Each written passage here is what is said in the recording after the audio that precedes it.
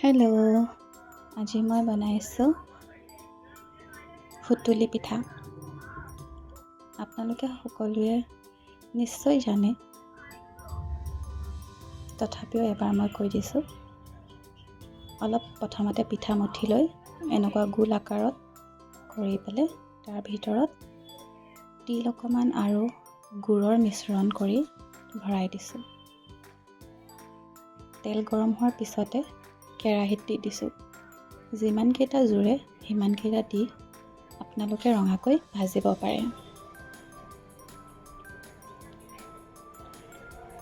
শ্বেপটো ইমান পাৰফেক্ট নহ'বও পাৰে, কিন্তু চেষ্টা কৰিছোঁ আৰু। এয়া চাওক, মই এনেকৈ ৰঙাকৈ ভাজি ল'লোঁ। আপোনালোকেও বনাই এই জুতি ল'ব পাৰে।